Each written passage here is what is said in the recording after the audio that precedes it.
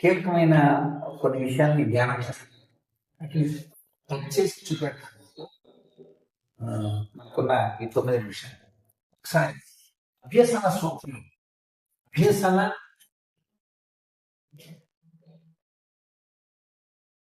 అభ్యసన సూత్రాలను మనం ధ్యానం చేస్తాం. అభ్యసన సూత్రాలు అంటే అభ్యసనం చేయాలంటే మనకి కావాల్సిన ప్రిన్సిపల్స్ ని మనం ధ్యానం చేస్తాం. అందులో మొట్టమొదటి దాన్ని మనం ధ్యానం చేస్తాం. అదేంటంటే యత్న దోష యత్న దోష సిద్ధాంతం. ఒక సిద్ధాంతాన్ని ప్రవేశపెట్టాలి. దీన్ని ఇంగ్లీష్లో చెప్తేనే చాలా ప్రయత్నాలు చేస్తూ ఉన్నప్పుడు దోషం తగ్గుతుంది. ఇది మనం నేర్చుకోవాల్సిన సిద్ధాంతం. ప్రయత్నాలు చేస్తున్నప్పుడు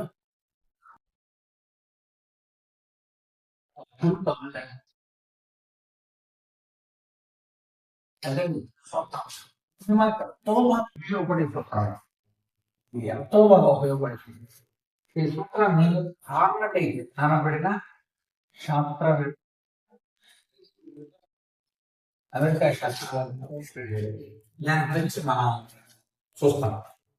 మీరు గమనిస్తే ఈ విషయాన్ని ప్రూవ్ చేశాడు ఒక ప్రయోగం ద్వారా. మనకు కూడా తెలుసు, ఎందుకంటే అనగా అనగా నాకు మరింత బాగవుతుంది. అనగా అనగలాగా వచ్చి ఇల్లు చునుండు తినగ తినగ వేలుండు సాధనమున పనులు సమకూరు ధరలోన. సాధన చేస్తే పనులన్నీ సమకూడదు. కనుక మన ఎక్కువగా నేను గుర్తుంచుకోలేకపోతున్నాను అనేది ఎక్కువసార్లు చూస్తున్నాను అనుకోండి, అది తగ్గుతుందా? ఆ స్టేజ్ తగ్గుద్ది. ప్రయత్నాలు చేస్తే కూడా తప్పు తగ్గుద్ది. దానికి మంచి ప్రయోగం చేశాను. అయితే దీనికి సంబంధించిన ప్రయోగంలో మనకి కార్బన్ డైఆక్సైడ్, అందులో సూత్రాల గురించి కూడా పోయిన వారం మనం ధ్యానం చేశాం. మొట్టమొదటి రెడీనెస్, రెడీనెస్.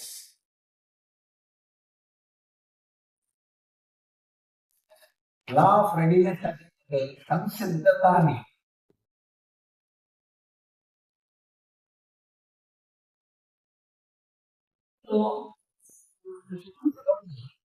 ఏదైనా అభ్యాసం చేయాలన్న సంసిద్ధం మనకు లేనప్పుడు ఎందుకు ఈ సిద్ధాంతం ఎందుకు?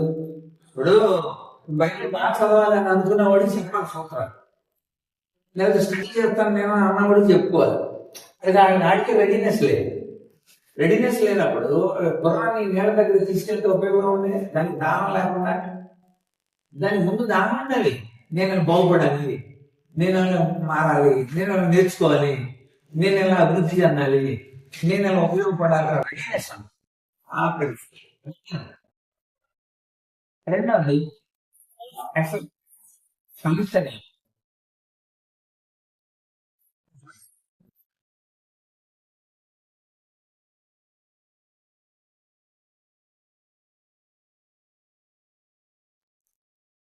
కనుక ఫలితనే ఒక బాక్స్ లో ఈ పిల్లిని పెట్టాడు, దానికి ఒక చిన్న డోర్ పెట్టాడు.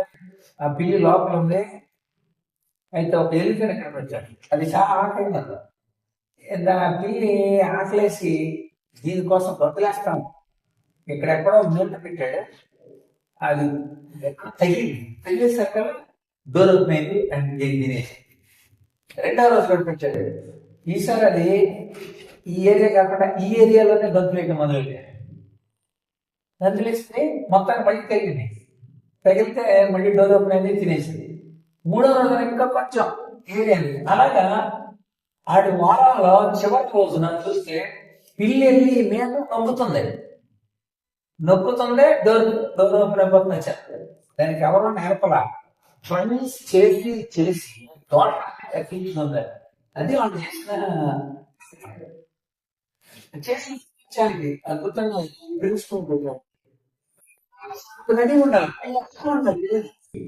ఆకలైన ఉడుకులేస్తుందండి. ఆకలి లేకపోతే ఎంతో తరండి. ఆకలి పెరుగుకుంటారు. ఆకలి ఉంటేనే కనుక పిల్లికి రెడీనెస్ ఉండాలి.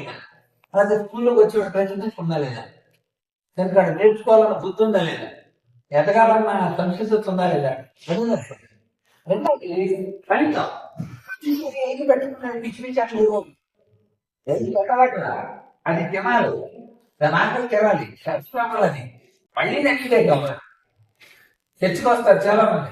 మీరు ఫుడ్ పెడుతున్నారా, అది మళ్ళీ తినాలన్నా ఫుడ్ పెడుతున్నారా, వెళ్ళిన ఒకటి మీరు కబుర్లు చెప్పి పంపించేశారు అనుకోండి, అది మళ్ళీ నెక్స్ట్ ప్లేస్ లో కూర్చుంటాడు. అంటే నేను అప్పుడు బంతులు, ఎందుకని అది ఆసక్తి లేదు, నేను కోసం బలం కలిగించాలి మనం. సో ఖచ్చితంగా అక్కడ ఫలితం ఉండాలండి, వచ్చిన దానికి ఫలితం ఉండాలి, విన్నదానికి ఫలితం ఉండాలి, నేర్చుకున్న దానికి ఫలితం ఉండాలి.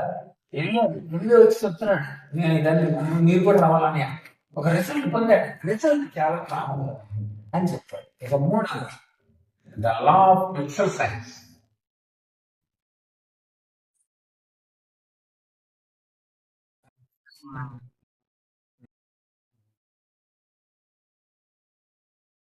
ఈ మూడింటి గురించి ఉదాహరణ బైబిల్లో చూసుకున్నాం, మూడింటి గురించి చెప్తాం.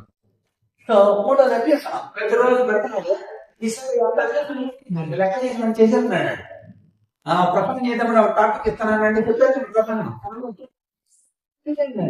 ఎట్లా నొక్కాలి, ఎలా నొక్కాలి, ఏ పుస్తకం చదవాలి, ఏ రిఫరెన్స్ వాడాలి, ఏ గ్రంథాలు మనం రిఫరెన్స్ చేయాలి, ఏంటి మనం చూసుకోవాలి, ఏంటనే తెలియదు. చేప ఇవ్వటానికి పిలవట్లేదు మిమ్మల్ని, చేపలు పట్టడానికి పిలుస్తున్నాం. డోంట్ గివ్ ఫిష్, చేప వివిధ ఆర్డర్ ఫిష్, చేపను పట్టి ఆర్టిగు. అంతేగాని వచ్చిన పుస్తకాలు ఇచ్చేసి ప్రసంగ పుస్తకాలు ఎత్తున్నాడంటే అది ఎంతకంటే పాడు చేస్తున్నాడని అర్థం. ఆ ప్రసంగాలు చదువుకోవటానికి కానీ ప్రసంగాలు చెప్పడానికి కాదు, ప్రసంగాలు రెఫరెన్స్ బుక్సే తప్ప ప్రసంగాలని డీటెయిల్ తెచ్చమని కాదు, సోమరపోతుంది ఏంటంటే మీరు ప్రసంగాలు తయారు చేసుకోవడం పుస్తకం ఎలా తయారు చేసుకోవాలో చెప్పాలి, ఎలా చేయాలి చెప్పారు. లేకపోతే మన పూర్వీకులు అంటే మన కళ్ళ ముందు ఉన్న పక్షులు మాటలు లోతుగా ప్రసంగం చేశారు. మరి రామకృష్ణ చారిస్పట్టింది ఎలా ఎలాగే ప్రసంగం చేశారు. వాళ్ళ యొక్క పొలాలు దీన్ని బేస్ చేసుకొని చెప్పేవాడు. ఇలాగ ప్రసంగాలను ఆనందం చేసుకోవాలో అంటే చేసుకున్నాం. చాలా ప్రభావం ఈ మూడు విషయాల్లో ఎక్సర్సైజ్ మీద రెండు ప్రముఖమైన విషయాలు చెప్పాడు, నాకు 7 విషయాలు. అందులో ఒకటి నేను ఖచ్చితంగా మీకంటే ముందు నేను వెళ్ళిపోవాల్సి దాన్ని బేస్ చేసి చెప్తాను. ఇది నోట్ చేసుకోండి. అభ్యాస నియమంలో ఉన్న ప్రధానమైన 2 విషయాల్ని మిగిలిన టైంలో గుర్తు చేస్తా. ఒకటి మొట్టమొదటి ఉపయోగ నియమం, రెండవది నిరుపయోగ నియమం. ఉపయోగ నియమం,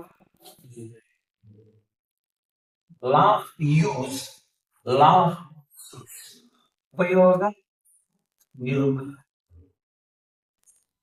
చాలా మంది ఇచ్చేది చాలా ప్రకటించారు.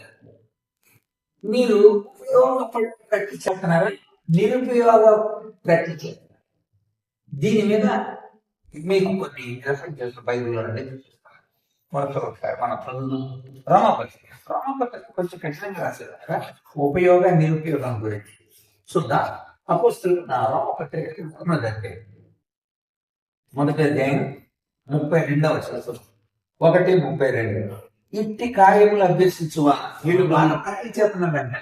ఇలాంటి పనులు చేసేవాళ్ళు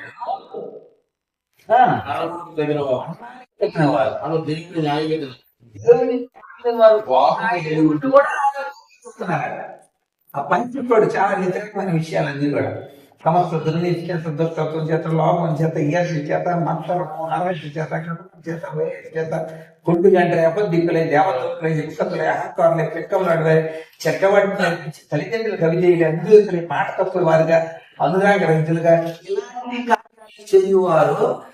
ఇలాంటి కార్యాలన్నీ కూడా వాళ్ళు అభ్యసిస్తున్నారు.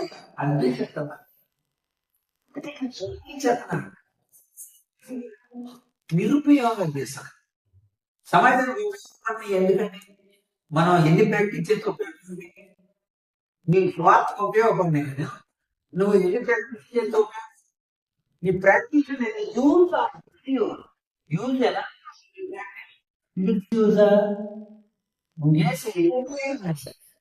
అది నిరుపయోగమైన ఎంత చేసిన తర్వాత ఫలితం ఏంటంటే చెప్తున్నాను. అందుకని వీళ్ళంతా చేసేవన్నీ కూడా చాలా నిరుపయోగంగా చెప్తున్నాడు. వాళ్ళు అలాంటి నిరుపయోగమైన వాటిని ప్రాక్టీస్ చేస్తున్నారు. ఇంకా కొంచెం ముందు చదువుతాం. రెండో అధ్యాయం మొట్టమొదటి వచ్చి కాబట్టి తీర్పు తీర్చు మనుషుడా నీవెవడమైనా సరే నిరుత్తరుడు నిరుత్తరుడు దేని విషయంలో ఎదుటివానికి తీర్పు తీరుతున్నావు, దాని విషయంలో నీవే నేరస్తుడు అని తీర్పు తీర్చుకుంటున్నావు. ఎలాగనగా తీర్పు తీర్చు నీవును అట్టి కార్యములనే చేస్తున్నావు కావా? ఈ కార్యం నిన్ను తీసుకుంటున్నా అక్కడ ఎదుటి వారికి బోధించి నువ్వు నీకు బోధించుకున్నావా? దొంగ అది ఎదుటి వాళ్ళకి టీచ్ చేసే నువ్వు టీచ్ చేసుకోవా? పక్కోడిని క్షమించలేవు, పక్కోడిని నానా మాటలు అన్నావు, 7 మాటల పట్టు మాట క్షమించడం ఉండాలమ్మా. క్షమని అది ఒక ఎంతకి ఐలమ్మా, వీసులమ్మా. నువ్వు క్షమ చేయడాన్ని రసం చేయడం తప్పుతానే కాదు. ఎదుటి తీర్పు తెచ్చుకున్నావు నువ్వు, ఇదే ప్రయత్నిస్తున్నాను. కొంతమంది ఎప్పుడు అంతే ఎదుటి ఎప్పుడు చూపించిన అనడం అదే కల్పించారు. ఇది ఏమో ఎదుటి ఏడవడా నీకు ఉపయోగం నీ ప్రాక్టీస్ ఏం చేశారు? లోపతిలో చాలా విషయాలు చేశారు. చూడాలి వాళ్ళు చెబుతూ మీరు చేయబడిన గొంతులు ఆలతో మోసం చేస్తున్నారు, ప్రజల కింద సర్వవిషయం ఉంది, నోటి కింద శపించడం పడ్డా ఉంది, పాదాలు పరిగెత్తుతున్నాయి. ఏంటి పాదాలు ప్రాక్టీస్ ఉంటుంది. నీతిమంతుడు లేడు, మొక్కడు లేడు, గ్రహించేవాడు లేడు, దేవుని వెనకవాడు లేడు. కనుక మానవ జీవితానికి ఏదో ఉపయోగం మనం చెప్పాల్సింది నేను కొంచెం ముందుకు ఏడనగా మీరు చేయనది నేను ఎరుగును, నేను చేయక ప్రయత్నించేస్తున్నాను. అక్కడ ప్రాక్టీస్ అనే వర్డ్ ఉంది అక్కడ. అంటే అర్థమంటే నేను ఏదైతే చేయకూడదు అనుకుంటానో 7 పదిహేనులో దాన్ని నేను ఎక్కువ ప్రయత్నించేస్తున్నాను. ఏంటంటే ఏదైతే చేయకూడదు అనుకున్నానో అది చేస్తాను. యూజ్ ఆన్ దిస్ చెప్పారు, దోహం చెప్పారు. వచ్చేవారం మన ఆ విషయాలు 25వ తేదీన గుర్తు చేసుకున్నాం. గుర్తుపెట్టుకోండి, ఈ 3 చాలా కావాలి. నువ్వు రెడీగా ఉన్నావా? ఫలితం పొందుతున్నావా? పొందావు. ఎప్పుడు చెబుతుంటాడు శిఖమణి నాన్నగారు ఉండేటప్పుడు అండి, మరి ఎంత మంచి ఫలితాలు అన్నప్పుడు శిఖమణి గారు నాన్నగారు చచ్చిపోతే అది సేవ అయిపోతుంది. శిఖమణి నాన్నగారు చచ్చిపోతే సేవ అయిపోయింది అని తెలుగు పరిచయం అయిపోయింది, ఎవరో పరిచయం ఆగిపోయిందా, సంఘ పరిచయం ఆగిపోయిందా, సోదరి ఆగిపోయిందా,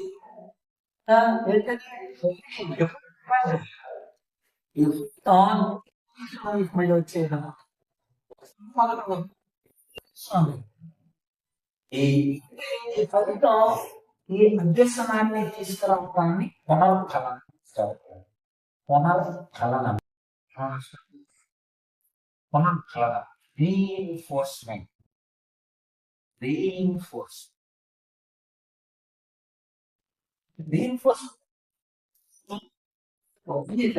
Resolution.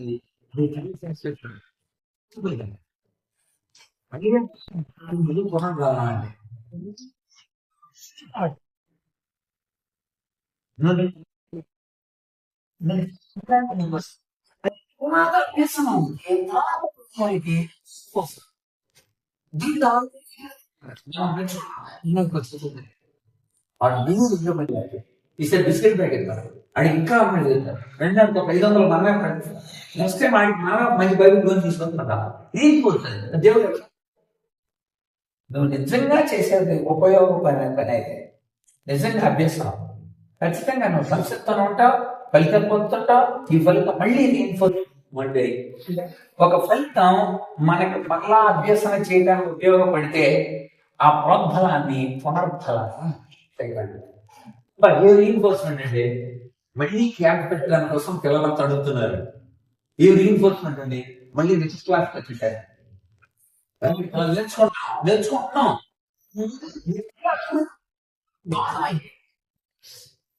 మనం స్నేహితులు మంచి మంచిది 2 సంవత్సరాలు పరిచయం చేసే అవకాశం ఉండదు. 33 క్యాంపులు 33 సంవత్సరాలు ఈ కింద పరిస్థితులు ప్రతి సంవత్సరం అన్ని చోట్ల అవసరం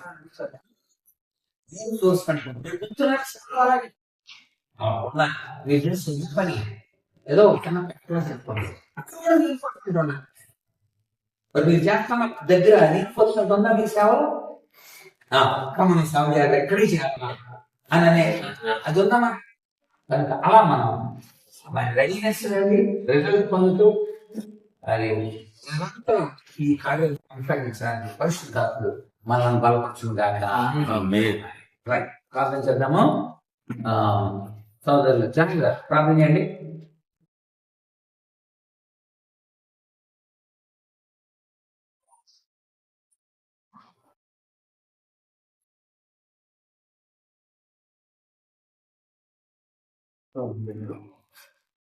మహాపరిశుద్ధుడా, మహోన్నతుడా, సర్వశక్తివంతుడా, స్తోత్ర ఇంతవరకు మీ దయలో మమ్మల్ని ప్రభావం కాపాడాలని స్తోత్రాలు. మీ ఉన్నారు సాయంకాల సమయంలో మరి ఆత్మీయులు ద్వారా సాక్షి చూపిస్తున్నాం ప్రభావ. వాళ్ళని మాటలు మా హృదయాల్లో మీరు పనిపట్టే ప్రభావం మీ స్తోత్రాలు లేకుండా ప్రభావ నేర్చుకునే విషయంలో ప్రభావం అందరూ ప్రభావ శ్రద్ధ కలిగి ఏ ప్రభావ రావడానికి సహాయం చేయండి, వీలు కలిగించండి. మీరే ప్రభుత్వమని చేసిన మేలుబడి స్వీకరిస్తూ మరి అనేక చేస్తున్న పరిచయంలో ప్రయాణంలో అన్ని విషయాల్లో తోడు నుంచి నడిపించమని యేసుక్రీస్తు నామములో ప్రార్థించుకుంటున్నాం తండ్రి దేవుని ప్రేమ యేసుక్రీస్తు కృప పరిశుద్ధాత్మ సహవాసం చేరిన మనకును ఇదేనో రాలేని బిడ్డల మరి తమ ప్రియులను పోగొట్టుకుని ఆదరణ కోసం చూస్తున్న బిడ్డలకు అందరికీ అంతమాత్రం ఈ రాత్రి ప్రయాణించవలసిన అందరికీ సదాకాలంతో నడిపించుగాక. థ్యాంక్ యూ సాలే. వర్షం అయినా